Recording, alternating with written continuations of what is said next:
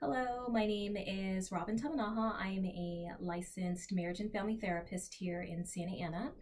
So, today, what I'm going to talk about is something called post episode guilt. And what that means is it's when someone who is living with bipolar disorder experiences guilt for what they said or maybe what they did during a episode. And it's usually the manic or hypomanic episode. So just a little background as far as the symptoms of mania or hypomania. There's impulsivity, irritability, little to no sleep. So either they're not like feeling very tired at night, so they're not getting much sleep, or maybe they're doing a lot of goal directed activity at night. So that's their focus as opposed to sleeping. People around them may notice that they are speaking really, really fast. It's what we call rapid speech. So the other people may notice that they're just having a really difficult time keeping track of what they're saying.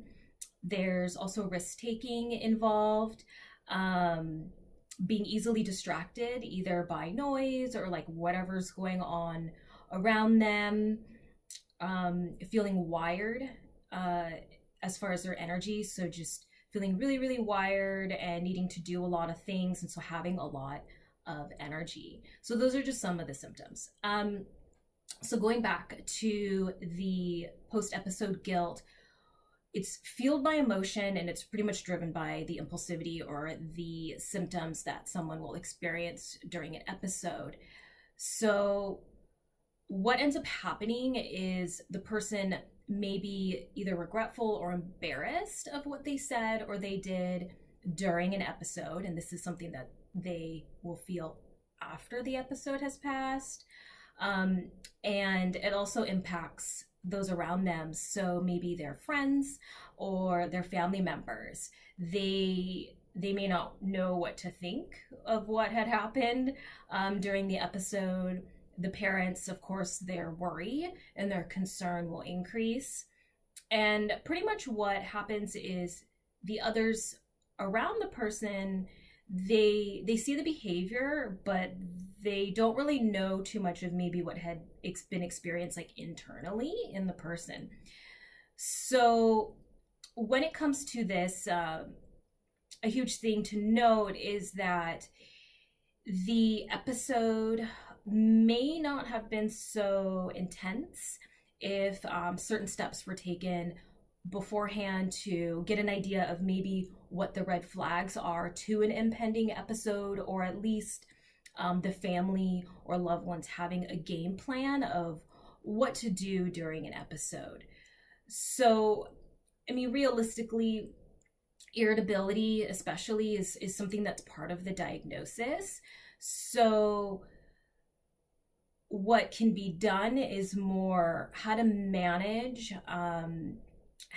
the behaviors and sometimes even the lifestyle, the daily lifestyle of the person, to kind of calm things down, or at least to decrease the severity and intensity of the symptoms that are experienced during an episode. So there's many types of treatments when it comes to bipolar disorder. One is called social rhythm therapy. And what that one looks at is pretty much the daily routine of the individual. So according to this treatment, mood states are connected to daily activities. So establishing really steady and stable daily routines leads to a balanced lifestyle. And the good thing about this treatment is initially in the beginning, what the person does is tracks what they do each day, not just, what you're doing outside and stuff like that, but like your hygiene, like your eating patterns, your sleeping patterns, like everything, because all that is a factor when it comes to managing the diagnoses. So that's a good one in that sense. It does help the person really get an idea of just their daily life. I think it's it's relatable for a lot of people, just kind of go about their day, and sometimes we don't think too much about every little thing involved. We may not notice till like 3 o'clock, like, oh my gosh, I haven't even had lunch, like maybe this is why I'm feeling off. Or trying to remember what your day was like 3 days ago is really hard to do. So having a log and a track of it just really makes it easier, and also to be able to notice patterns. And this is helpful for the person who is experiencing symptoms of bipolar disorder, because they can really look at each thing and then kind of how their day ended up, or their week, what their mood was like, to see, okay, maybe this or these things were a factor in what I had experienced later, or maybe these are some of the things that have led up to it. So it's actually a really, really good tool. Another treatment is family focused therapy. This is something I use a lot, especially when working with families. I use a lot of social rhythm with the individual, and then when it comes to the families, it's the family focused therapy. And what this one is about is it pretty much identifies challenges in the family that play a role in the client's stress and the stress of the family. So a big thing is resolving these challenges. Excuse me. And heavy emphasis is placed on education and learning about bipolar disorder, and how that pretty much factors into the family system altogether.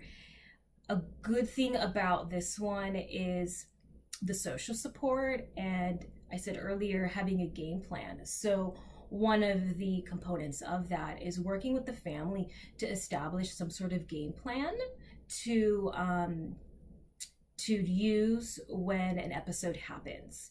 So that's good. It's helpful, and I think it's also relieving for the family. And a good thing about the family focused therapy is that it's really, really important for the social support to know what's going on, and to know what to do, and that they can help and how they can help. So it can be somewhat relieving for the family in that way, and then for them to just feel really confident about how they're going to go about this. In therapy, us as therapists, we are kind of the mirror for the person, and reflecting back what we're seeing and what they're experiencing, because they may not notice yet. And when it comes to the family focused therapy component, it's helpful because the family can see it. One of the big things when it comes to mood disorders is someone else may notice first, or may notice more that there's like a change and something happening. Okay. Another treatment, of course, is medication options, and this is something that is reviewed with the doctor, PCP, or psychiatrist. So hopefully this was helpful. And just a little disclaimer, this is in no way a substitute for therapy. For treatment altogether, it's important to go to appointments with the therapist, with the psychiatrist, and have someone with you along the way towards this path, as opposed to doing it on your own. So thank you very much for watching. Bye-bye.